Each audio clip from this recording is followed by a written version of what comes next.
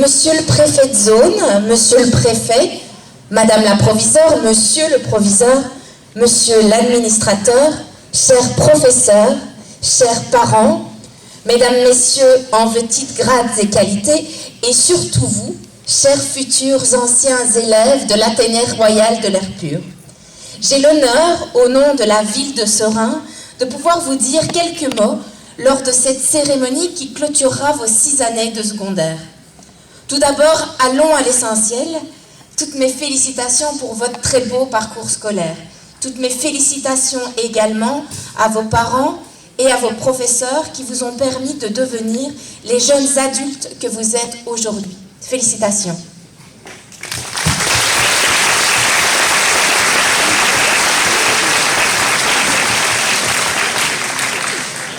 Chers élèves, vous êtes toutes et tous sur votre 31. Belle chemise, jolie robe, mais surtout ce sourire radieux qui trahit votre fierté d'être ici aujourd'hui. C'est un grand jour, un grand moment pour vous, pour vos familles, pour vos professeurs.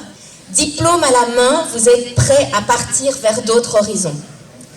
La proclamation pour l'obtention du certificat d'études secondaires supérieures symbolise certes une porte qui se ferme, mais aussi une nouvelle qui s'ouvre vers l'inconnu.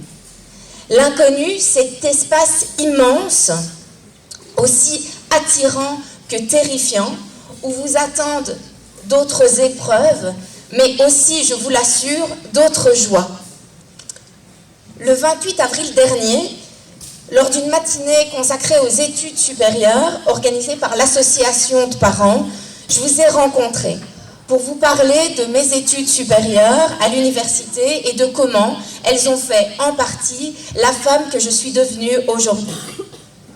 Et vous rencontrer, m'a fait réaliser à quel point, 14 ans après avoir obtenu mon CESS, les doutes, les craintes, les questions, mêlées à une certaine excitation, étaient toujours les mêmes. Je vous ai découvert impatient d'aller vers de nouveaux horizons, mais aussi soucieux et inquiets. Parmi vos questions les plus fréquentes, il y avait comment choisir, à 18 ans, une orientation ou un métier qu'on allait avoir pour tout le reste de notre vie. Vous m'avez aussi posé la question, c'est dur l'UNIF, ai-je vraiment les capacités? Avez-vous dû vraiment étudier beaucoup? Est-ce que c'est facile, Sciences Po?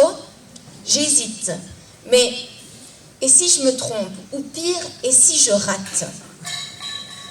Chers élèves, je voudrais une nouvelle fois aujourd'hui vous rassurer. Aujourd'hui, à 18 ans, vous avez le droit d'essayer. Vous avez le droit de vous tromper et de rectifier le tir. Vous avez le droit d'échouer et de recommencer. Savez-vous que de magnifiques carrières ont d'abord commencé par un échec? Prenons quelques exemples.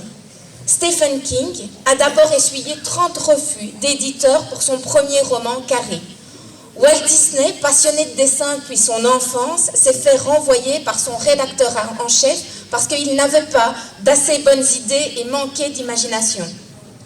Ou encore Winston Churchill, qui quant à lui avait un défaut d'élocution et a redoublé sa 6e. Il est devenu à 60 ans un des plus grands hommes d'État.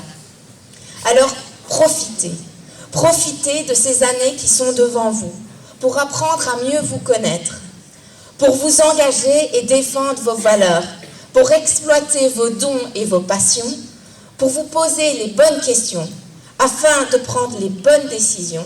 Vous avez entre vos mains le pouvoir de diriger votre vie et d'en faire quelque chose d'épanouissant et rempli de sens.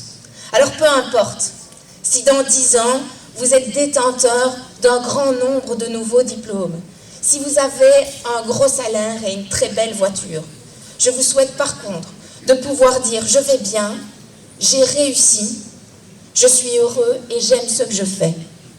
Je vais donc simplement conclure mon propos par une citation de Xavier Dolan, réalisateur surdoué qui disait « Tout est possible à qui rêve, ose, travaille et n'abandonne jamais ». Profitez de cette belle soirée, vous l'avez amplement méritée.